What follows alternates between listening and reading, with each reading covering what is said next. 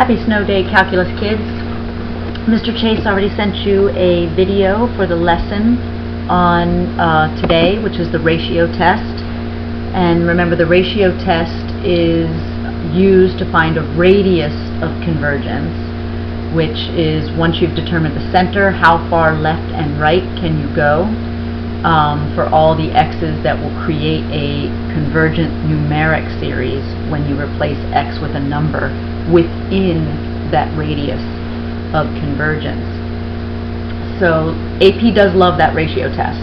It pops up both on multiple choice and on part of the series question, usually the long answer series question. So I wanted to do this warm-up that I was going to do today, as well as go over some of Tuesday night's homework problems, because we rarely get a chance to go over homework problems in class, and we still won't, but I think some of these homework problems are confusing, the ones from last night. So I wanted to revisit the first couple because those were reviewed. There wasn't anything about Lagrange in the first couple of problems, and then to talk about the Lagrange problems at the end. First, I want to make sure that you understand this language. This is why this is in bold. The difference between third degree and third order. Third order refers to the derivative, which derivative was used. Most of the time, in your traditional series, the order and the degree match up, because Taylor's formula has, f prime at the center over, or f, for instance, in this case, f triple prime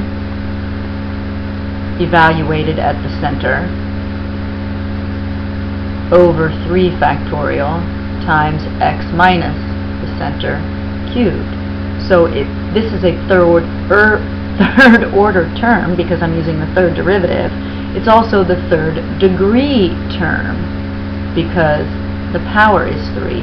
But if I've manipulated a series, right, if I've done composition or multiplying by x or whatever, or divided by or multiplied by 1 over x, sometimes my power doesn't necessarily match my derivative anymore. So just be careful of that language. Do they say third degree or third order? Remember, I suggested that the minute anybody says Taylor, you keep going until you can circle at center. They might still say the center is 0, in which case they could have just called it Maclaurin and not written a center, but if they say Taylor, they must give you a center. So this is just making sure you know the formula for a Taylor polynomial. The Taylor polynomial is approximately f of x. I guess I should have written it this way, right? F of x can be approximated with its Taylor polynomial, and its Taylor polynomial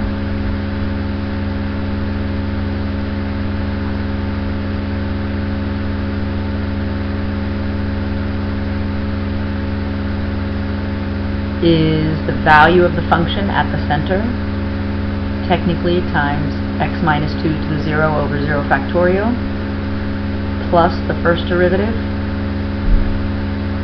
times x minus the center to the first over 1 factorial, plus 3, the second derivative evaluated at the center over 2 factorial, times x minus the center squared, and finally minus 8, the value of the third derivative at the center, over 3 factorial, x minus 2 cubed.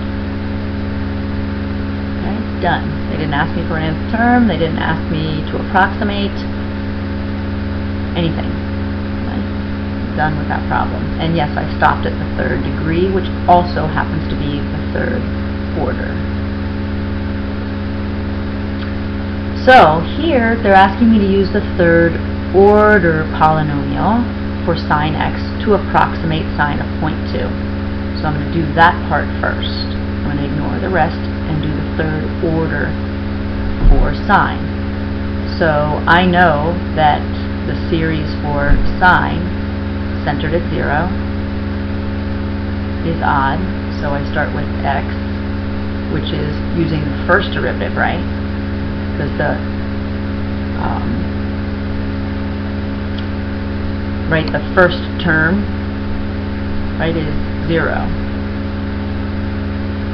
And then minus x cubed over 3 factorial, right? So sine x is not equal to the third order polynomial. Sine x is approximately the third order. If I wanted to keep an equal sign, I would have to keep the terms going forever, which of course is impossible, or write the dot dot dot or the nth term dot dot dot. So they want me to approximate sine of 0.2. So sine of 0.2 using only 2 terms, right? Only 2 terms there.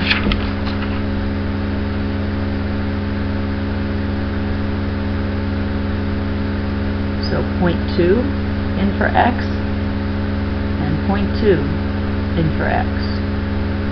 And when I use this on my calculator, I got this approximation to be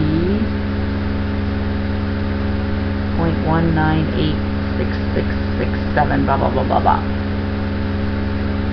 Right? So sine of 0.2 is approximately plugging 0.2 into that cubic function.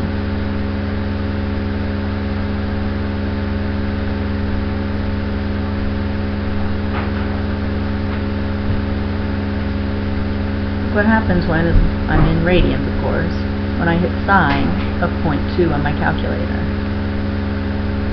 Hey now, right?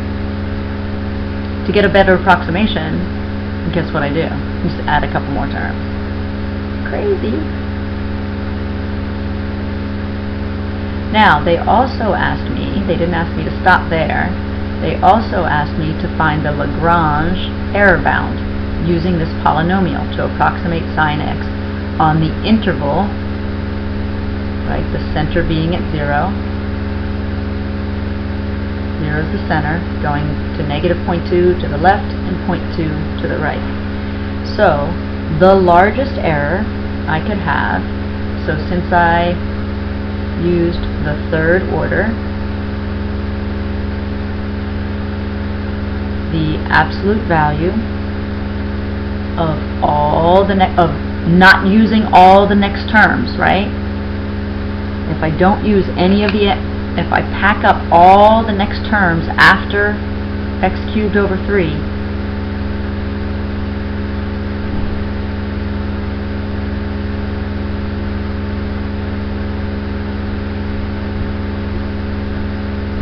is proven to be less than or equal to that m, right, which is the maximum of the next derivative over n plus 1 factorial, which would be 4.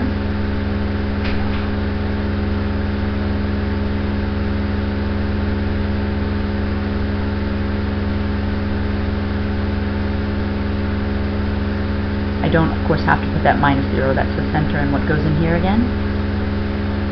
The value I'm approximating. So I'm going to put the worst error, because they asked me on the bound from negative 0.2 to 0.2. I'll just use 0.2. Could have used negative 0.2 as well, but I'm taking the absolute value, right? So how do I find? I need to find m, of course. So since I know that sine's first derivative is cosine, second derivative is negative sine, third derivative is negative cosine, and the fourth derivative is sine.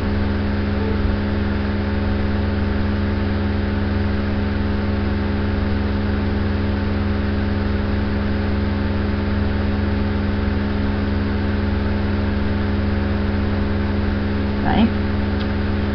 The maximum of sine anywhere is negative 1 or 1, so the absolute value would be 1. I know. They're only asking you for 0.2, from negative 0.2 to 0.2.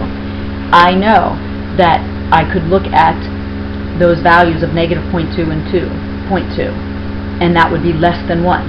However, I'm just telling you that since we're talking about an error bound,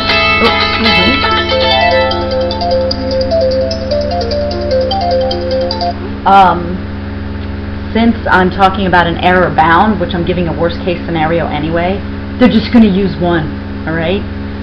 So, yeah, right, because I'm talking about sine or cosine. So we're going to replace this m with the maximum at any x on sine, right? And it's which is, of course, the maximum is 1 and the minimum is -1, but the absolute value of that would be 1. So I just plug this into my calculator, and I got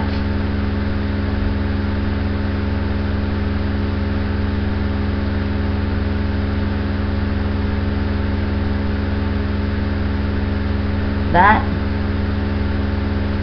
or 6.6 times 10 to the -5.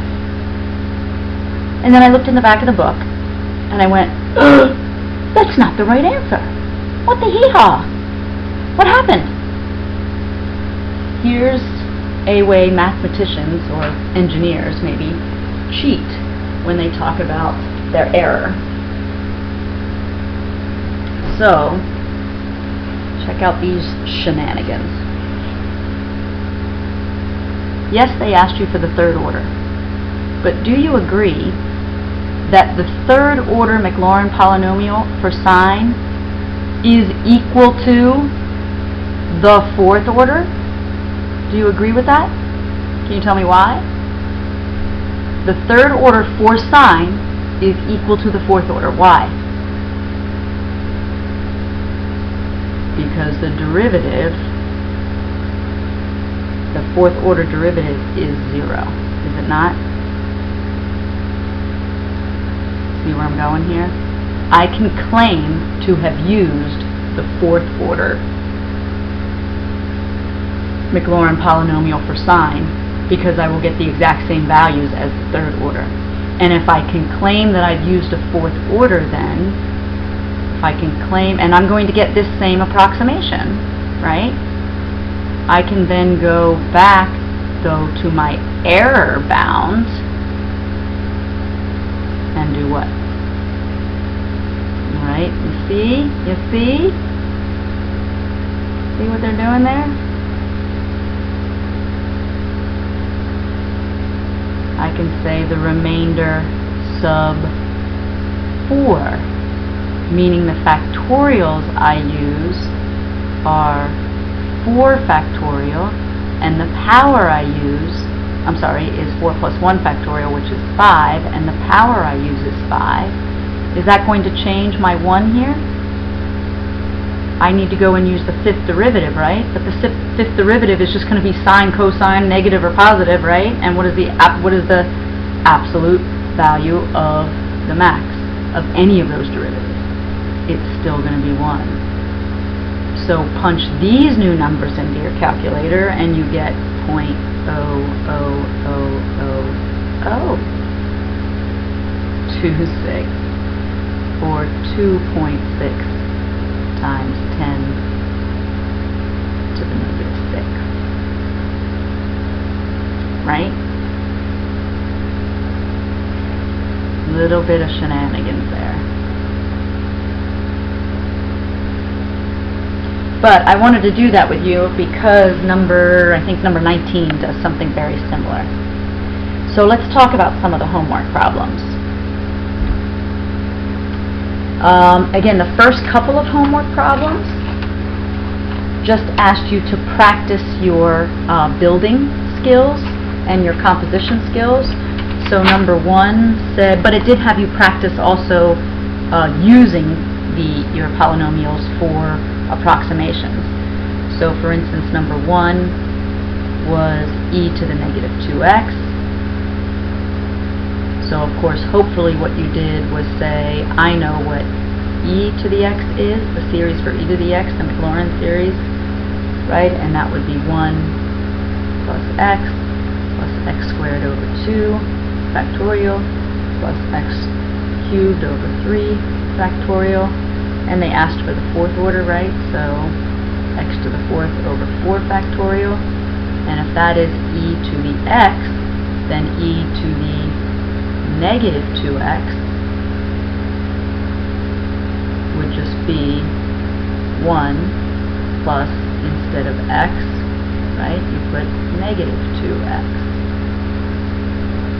Instead of x, you put negative 2x.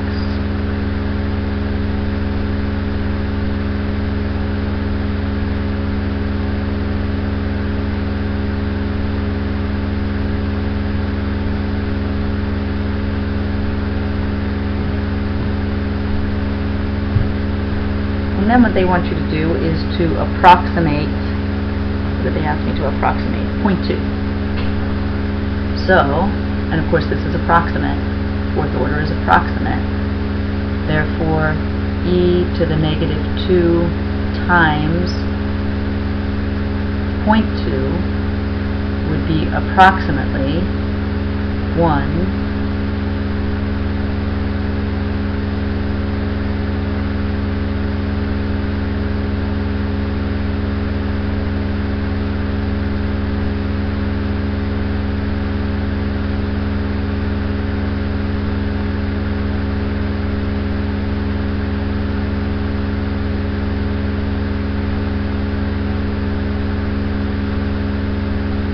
are all approximate.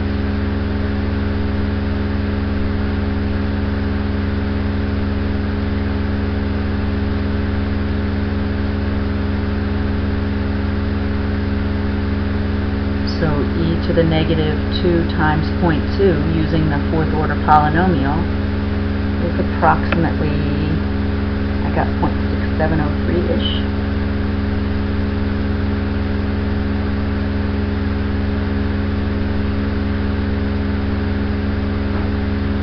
As far out as I took it. Okay. So number 2,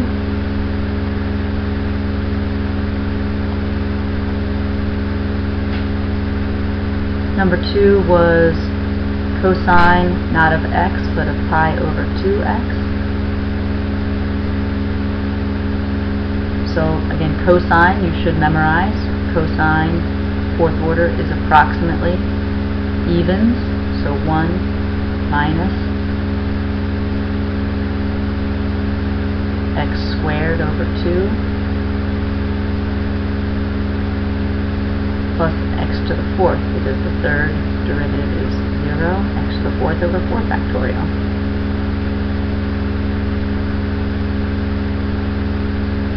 So cosine of pi over 2 times 0.2 is going to be approximately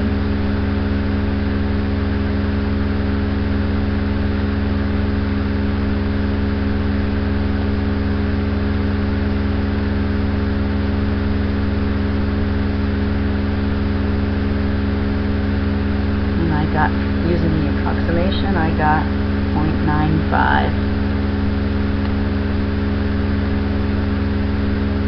1056.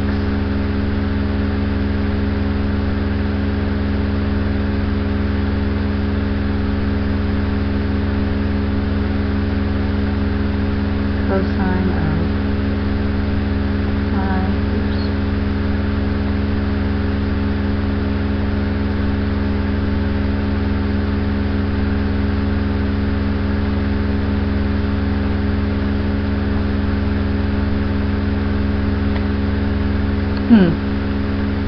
Crazy.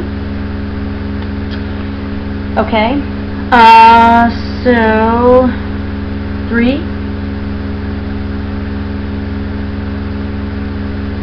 5 sine negative x. Firstly, what is sine x? Oh.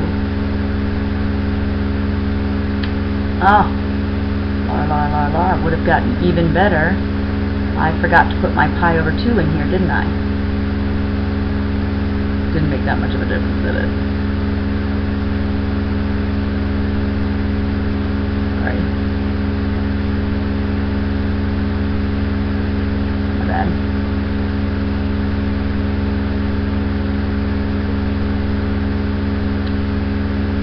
Alright, sorry. Sine x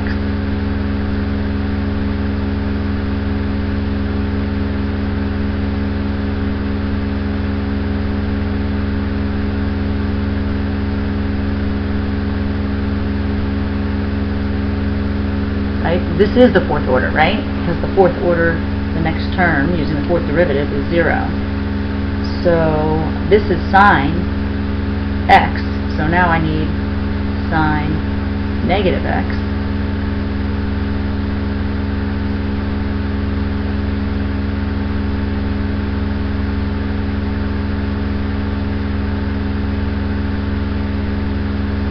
Then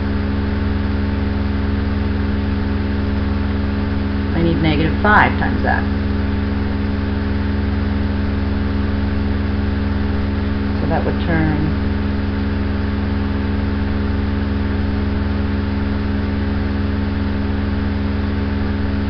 like 5x and 5 there. Yeah.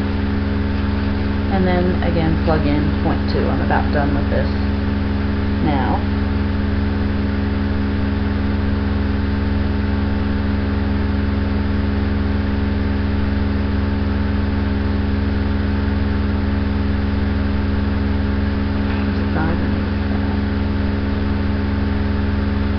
Sorry, positive 5, my bad. Positive 5.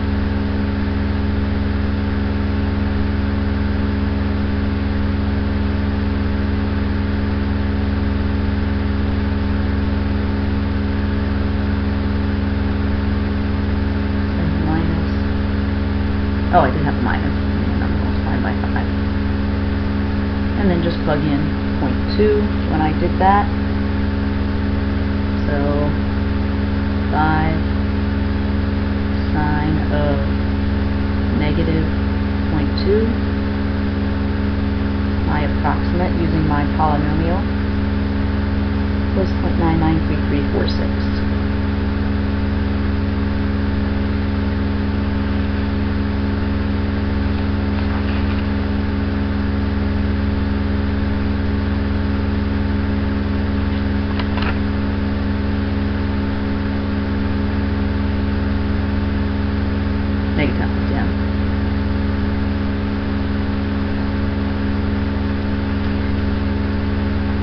Number 4. Now number 4 I put on number 4 because I wanted to remind you, and again this isn't too heavily tested,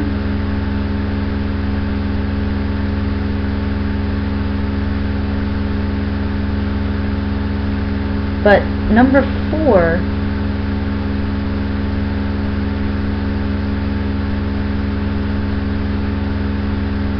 I started, now you could build this, that's not the right problem. I know there's an x squared. And you could do the ln 1 plus x squared and do derivatives. I'm trying to see if the answer key, if they do it that way. No, they don't. So they do it by recognizing. This is one of the specials on page 491 of your book. But to realize that this should be common enough to realize that if you say f of x is equal to ln of 1 plus x, then f prime of x is equal to 1 over 1 plus x, technically times 1. And then I can rewrite that as 1 minus negative x. This I don't have to build and do Taylor. I don't need you, thank you very much. This is geometric, right? Where, starting at 0, my first term would be 1, and my common ratio would be negative x. I know how to build that series without Taylor. F prime of x then is a r to the 0, a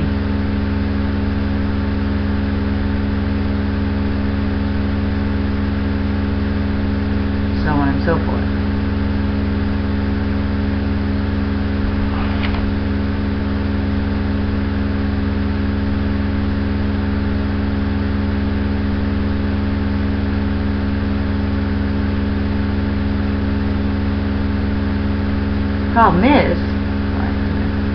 Problem is, that is not the series I want. That's the series for f prime. Well, if you have f prime and you want f, what do?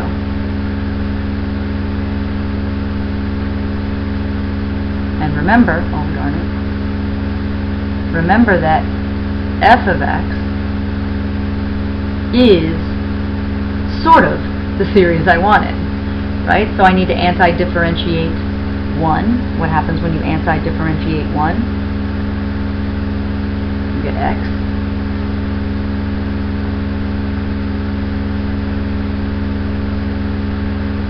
Right? And this is negative x. How do I anti-differentiate negative x?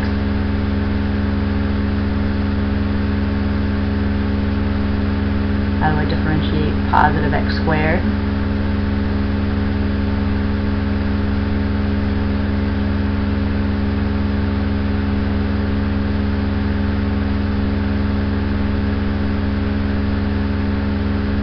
And I could keep going, but I'm now at a fourth, right? I'm now at a fourth. 4 terms, I think I'm okay. But I'm still not done, right? That's ln of 1 plus x. But what do they want? They want x squared. So in place of every x, what am I going to put?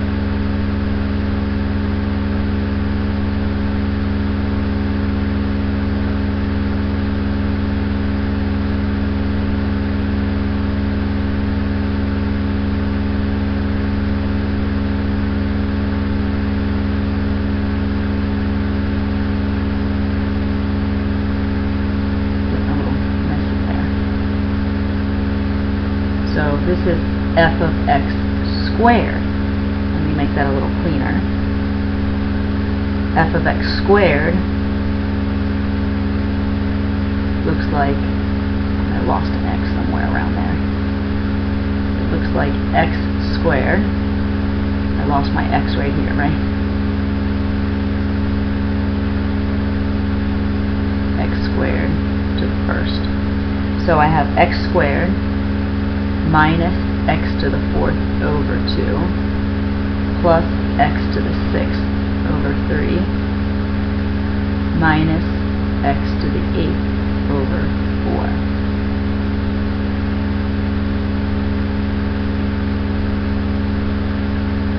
Yes? I don't know that that was a lot shorter than doing my own derivatives of ln of 1 plus x squared, but with enough of those, the chain rule that would have to be in there with multiplying by 2x, because that would be your trap, right? The derivative of, I'm sorry, not the derivatives that you would be getting would all be a little bit messier and would eventually take the chain rule, which would then require the quotient rule. So I do think this was faster, but not intuitive, which is why I wanted to go over it. Number 5 is a similar one to that. Again, this is not natural or intuitive, so I don't want anybody going, oh my god, I'll never remember that, I'll never think of this.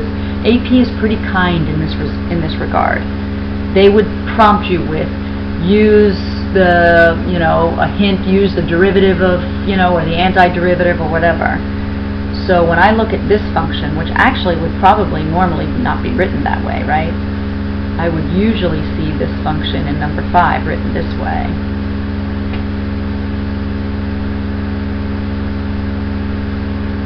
If you realize that which of course is written like this in your book,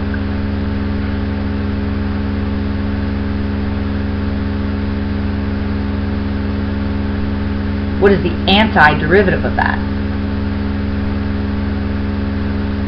Right? If you take the antiderivative of f, right, where this is u, right, so, right, or bring down the 2, right, not bring down the 2, that's the derivative. If u is equal to 1 minus x, du is equal to negative 1, right, dx, so anti-differentiate negative u squared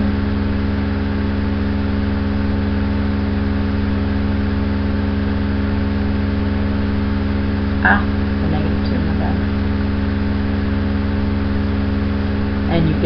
what happens when you get that? You get negative u to the add 1, negative 1 divided by negative 1. So of course these negatives cancel out, and you just get 1 minus x, replacing my u, to the negative 1. But what does that look like?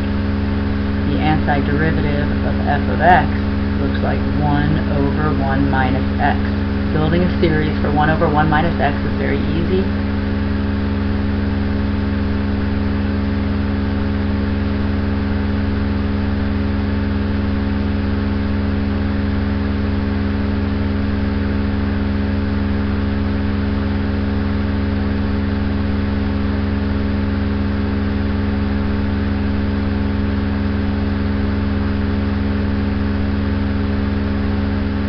But of course, I didn't want the series for the antiderivative of f. I wanted the series for f. Well, how do you get rid of an antiderivative? With a derivative, right?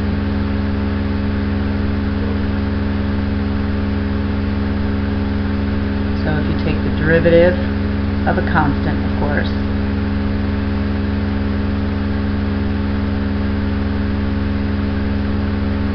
take the derivative of a constant, you get nothing.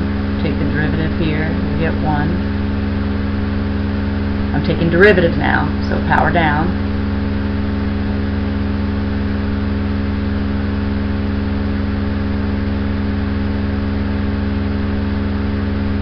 That's 4 terms. I'm going to turn this into an approximate because they now wanted me to approximate f of 0.2.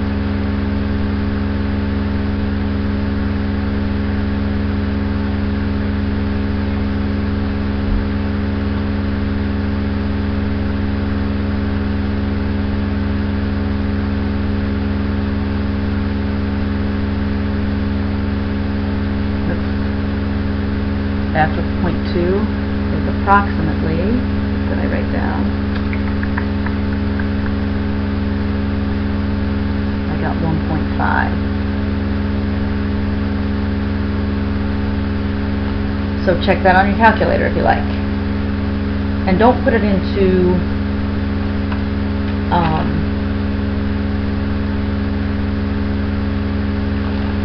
right, not into the polynomial. Remember what you're approximating.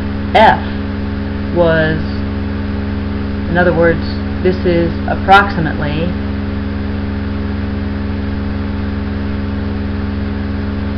one minus 0.2 all to the negative 2. Right. Okay. Number 7,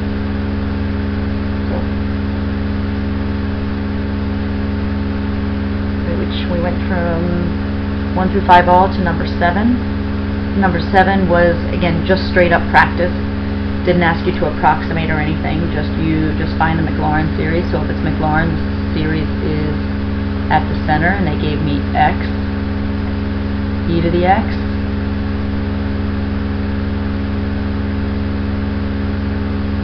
So I start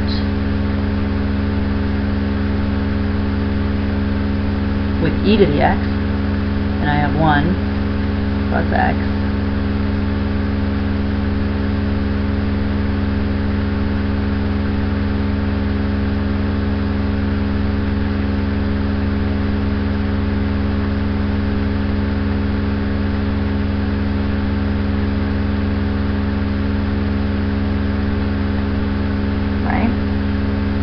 But you are multiplying each term by x.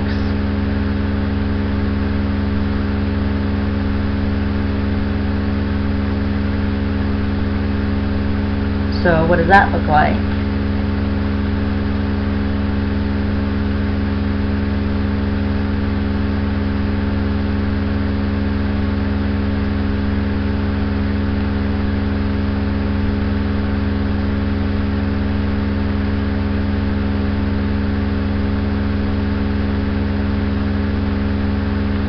Remember that's x to the first that's x to the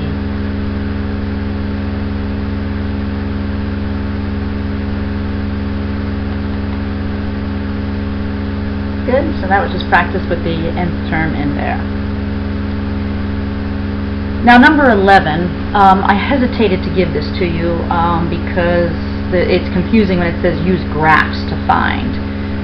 So, but I did want to demonstrate this, and I would have talked about this in class, but just briefly, but this gives me even more time. So what they mean when they say the book is just trying to get you to visualize error. I'm trying to clear the screen. So when they're telling you that the polynomial for ln of 1 plus x, if f of x is equal to ln of 1 plus x, which I took the time to build, right, in the previous example in number 4 for a reason. So, because I knew I was going to get to number 11. So building the series for ln of 1 plus x, that polynomial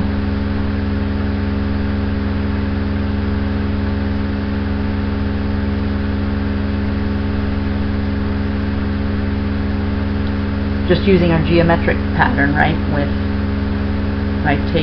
knowing the derivative and then anti-differentiating, blah, blah, blah, blah, was x minus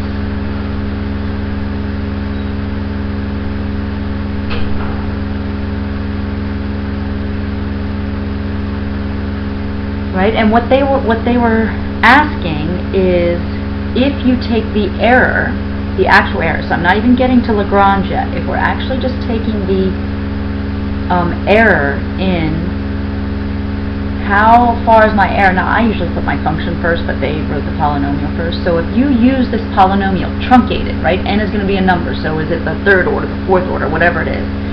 If you plug in any number between negative 0.5 and 5, right, so they're saying using any x from negative 0.5 to 0.5 in a truncated polynomial, how many terms should you use so that your error, and how do you find error, right? You take the polynomial and subtract it from the function at that x, right? And again, it's absolute value, so who cares if you put f of x first? And I want to know how many terms do I use. In other words, what should n be if I want my error to be smaller than 0.001, as long as I'm within this interval. So here's what they mean by using graphs. They mean your calculator, of course, not for you to graph anything. So look at what I've done. Into y1 I put the function. Into y2 I put the polynomial.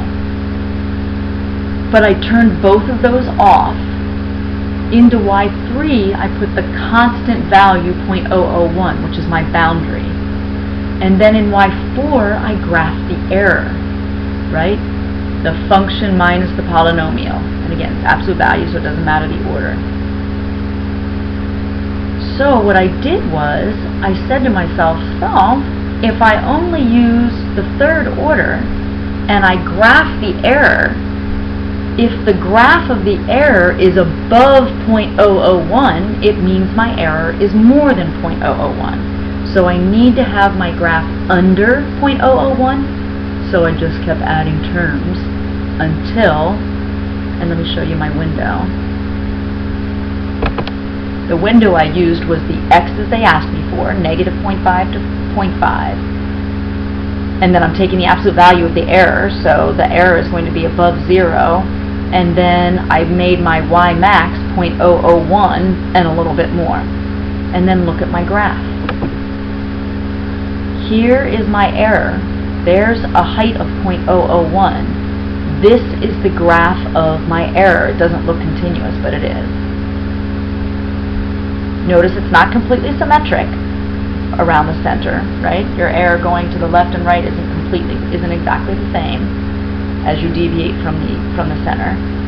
But the question is, when I first graphed this, I had only the fourth order, and my error went above 0.001. So I went back to my y equals screen, back to y2, and I kept adding terms.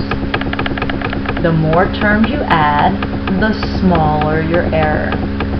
Wonder how many terms it took. Is it the 6th? No. It was the x to the 7th term.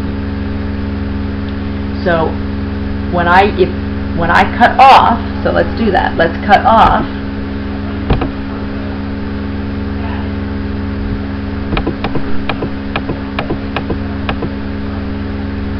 Look what happens.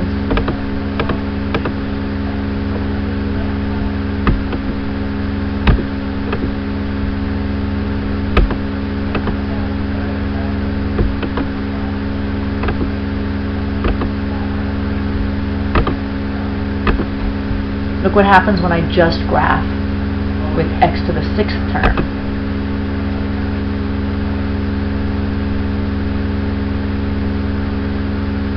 Oh crap, I forgot him.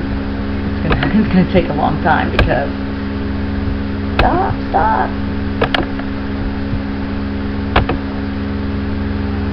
It turned y2 back on. I don't want it to turn y2 on. I want to keep y2 off. I want to graph the error. So there's my error of 0.001, but if I only had, look, do you see my error go above 0.001, right? So having the x to the 6th term was not good enough to keep the error under 0.001. But all it took was adding one more term, and I was able to stay under. Notice I'm under on the right there, but not at the left. So that was the purpose of that problem. Next I asked you to do 19. So 19 was the reason I did the warm-up. So 19 says, for what values of x can you replace sine x by x minus x cubed over 6? So this is kind of like, firstly there's two issues with this. This is Lagrange backwards, right? So this is saying, if you have sine x,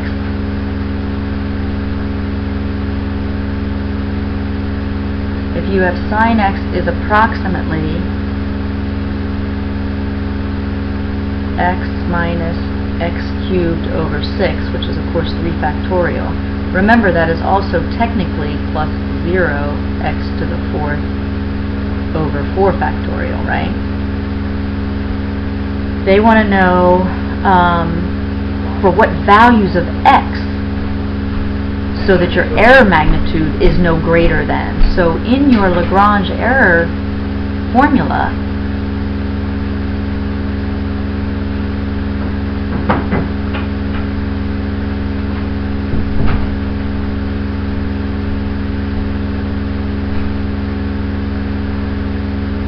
and remember, I'm using these 5s here, because I'm using that little cheating trick, right, shenanigan trick of saying I'm using the 4th order when I'm really, because the 4th order for sine is equal to the 3rd.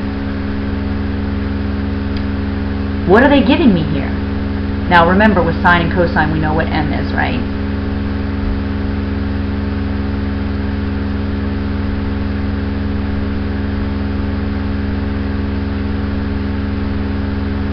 Zero is my center, so of course I don't actually have to write 0 either. What are they giving me here? What is that 5 times 10 to the negative 4? That is not the x they're asking, right? They're asking me for what values of x. So they're actually asking me to solve this equation for x.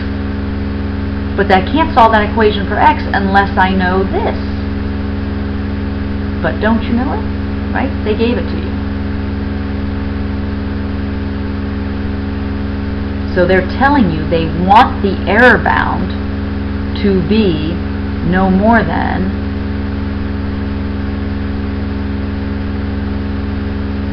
(5 times 10 to the negative 4th). So I want this to be less than or equal to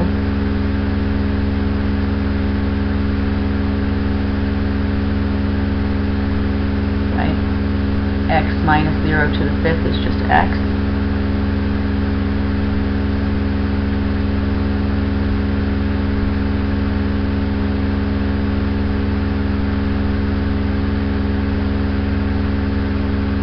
So multiply both sides by 5 factorial and I'll get 0.06.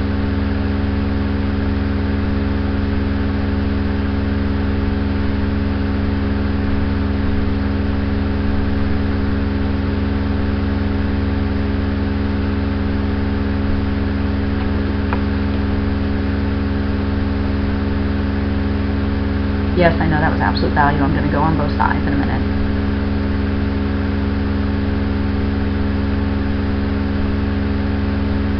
So what does that mean? So normally, remember, like look at number 11, they gave you an interval. Here, you found the interval.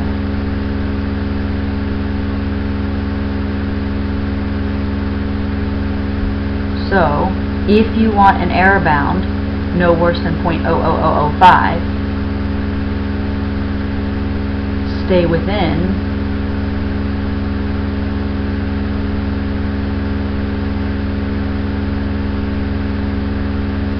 that interval. Right? Woohoo!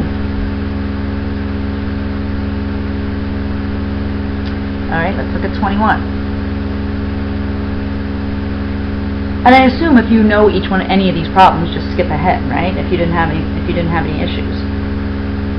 So 21 says, how close is the approximation sine x is approximately x? Now take that in for just a minute. The function sine x you're going to approximate with its linearization, right? The linearization, or the tangent line of sine at 0 is y equal to x, right? Kind of convenient. So this one is also the same as number 19, where it's kind of asking you for, it's going to give you the bound. So for 21, they want to know if you're using, if sine x is approximately x minus or plus whatever, right? 0 x squared over 2 factorial. Right? So that's really p sub 2, your polynomial sub 2 of x going out to the second order. So therefore, the remainder of the second order polynomial needs to be less than or equal to, and we're used to now m being 1, over not 2 factorial, but what?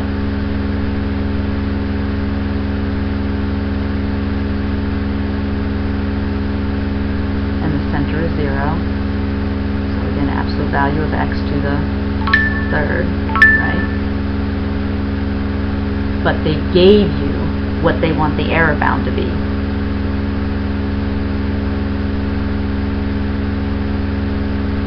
1.67, what was it? Oh no, sorry, I skipped down to another problem.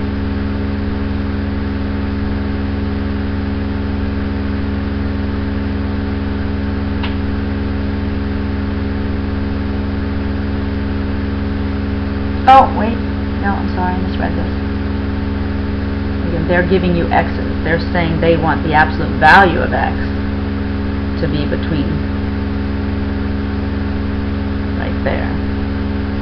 So I am putting in for x. So I'm finding the error bound needs to be less than or equal to the absolute value of 10 to the negative 3.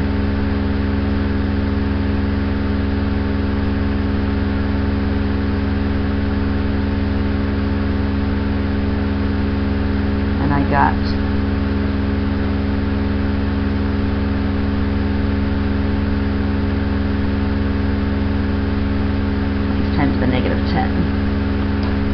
punch that out on my calculator.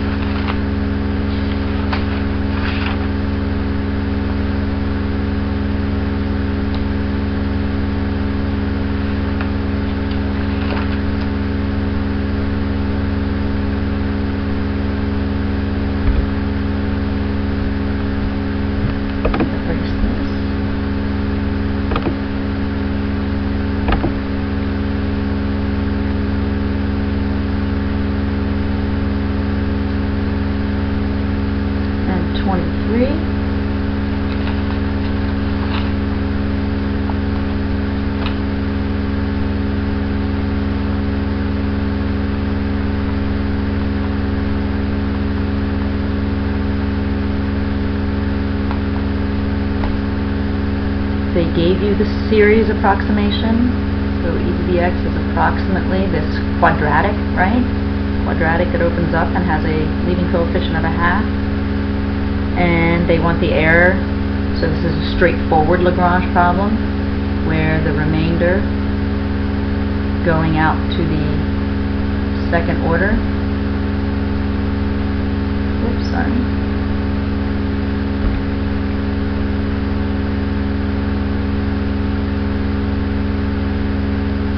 Less than or equal to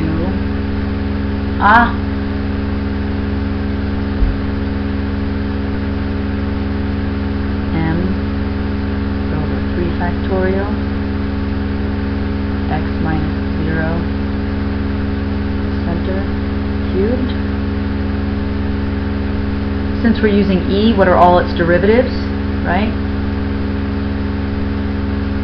All derivatives of e to the x are e to the x.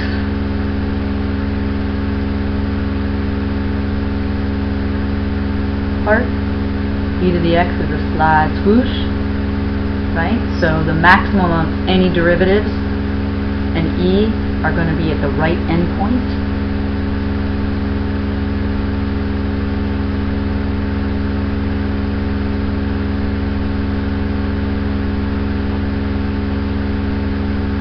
So the right endpoint of my interval, what is my interval? 23,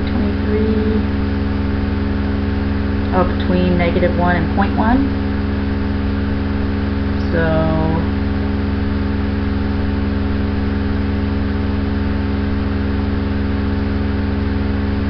my right endpoint would be there. So my maximum would be e to the 0.1. About 1.105. Can't read my writing. So, replacing m. Oh man.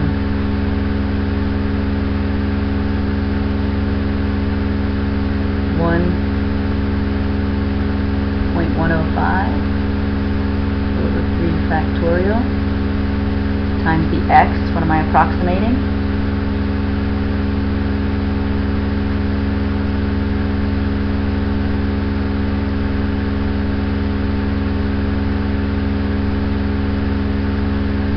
When I put it in x, I put in the worst case x, right? The one farthest away from the center. I'm doing absolute values, so it could have been -1 or -0.1. And what did I get out of that? Just read my writing again. 1.842 times 10 to the -4. Right, so that's the maximum error using a quadratic to approximate e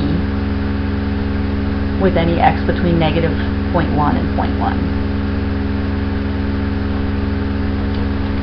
Then we had you skip from there to number 33.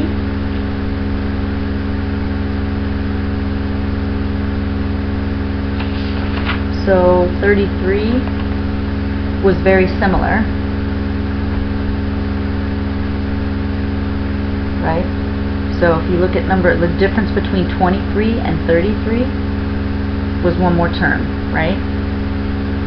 A cubic approximation for e with the same point value. So all you're doing there is adding one more term.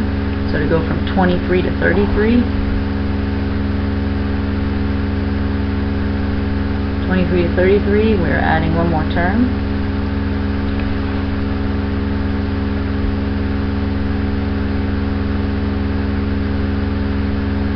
factorial, which means we change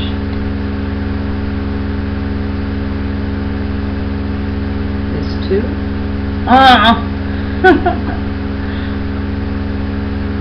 trying to be so clever.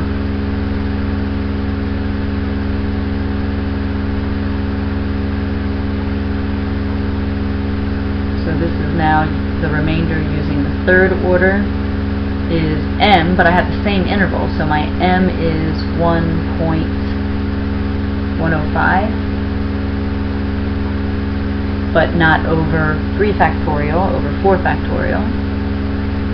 And the absolute value of the worst x I can use is 0.1, and I'm raising it not to the third power, but to the fourth. I got 4.6 times 10 to the negative 6. Just using one more term. See how the error, right? The error got much smaller. Just using one more term. Alright, what's next? 39. 39 was true false.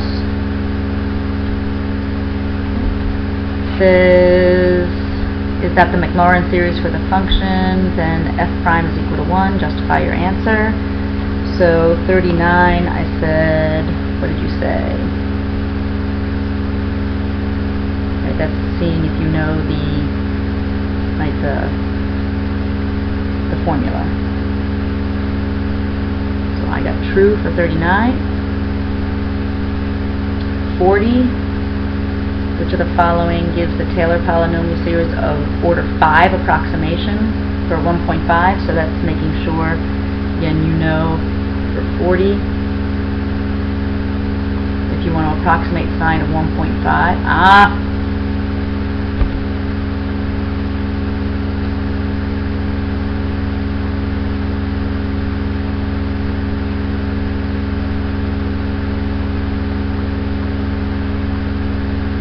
sine of 1.5 using the polynomial, x minus x cubed over 3 factorial plus x to the 5th over 5 factorial. And since I'm going x to the 5th, that used the 5th derivative, which means it's the 5th order, so I just had to plug and chug that number. And I got 1.0007, which was choice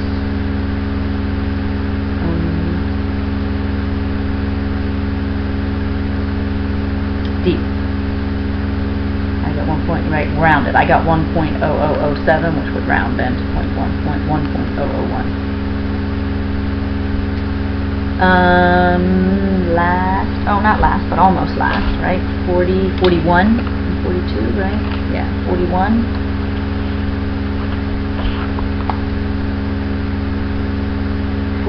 Says Maclaurin series, which of the following is F12 at the center, the 12th derivative at the center. Right, so again, that's just making sure that you know your factorial rules. So for number 41,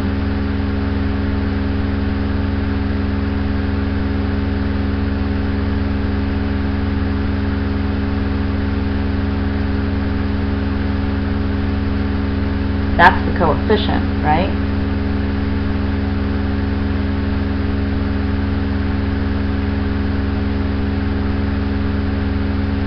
So if that's the coefficient, what are they asking for then?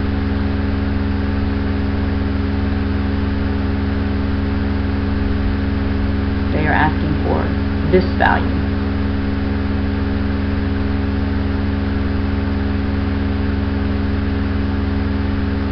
So if they're giving you, if they're saying the coefficient of x to the 12th, right, this is the coefficient, this is the formula for the coefficient, but they're saying that's equal to 1 over 11 factorial, how can that be so?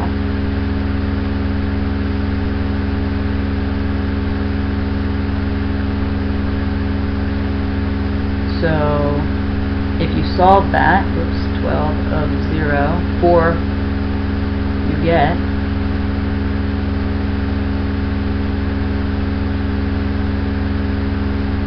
12 factorial over 11 factorial, yes? But 12 factorial is 12 times 11 times 10 times 9, blah, blah, blah, blah, which is 11 factorial.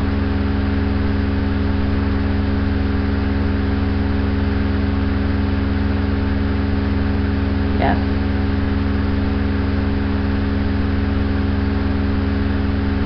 So that answer was E. Now last one.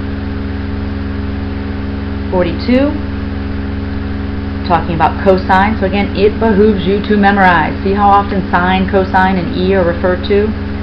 Which of the following gives the smallest value for the error on negative pi to pi?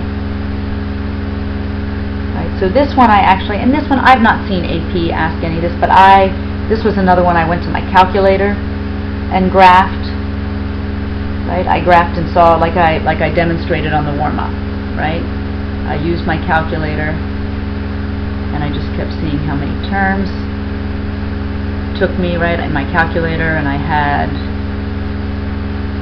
my original in Y1, in Y2 I had my series, you know, some terms of the series. In Y3 I had the error they wanted me to stay under, and in Y4 I had the absolute value of Y1 minus Y2. I turned this off, the first two off. I don't want to see those graphs, but I turned this on, and then I just kept adding more terms to Y2 until my error graphs on, right, from negative pi to pi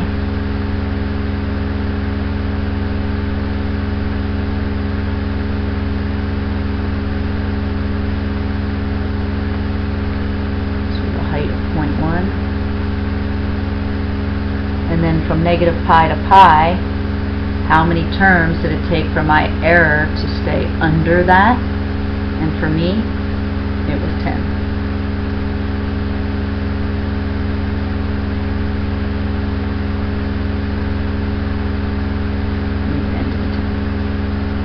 That was choice B. So I hope you had fun doing your homework with me. And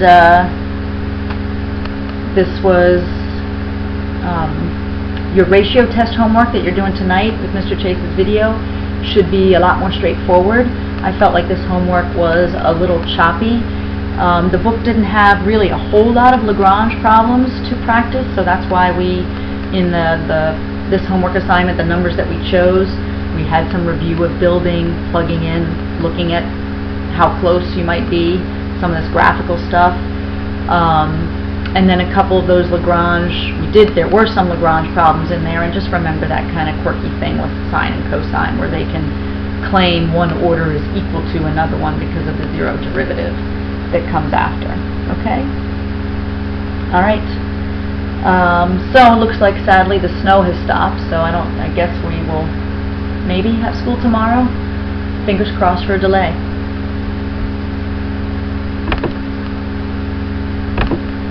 Enjoy.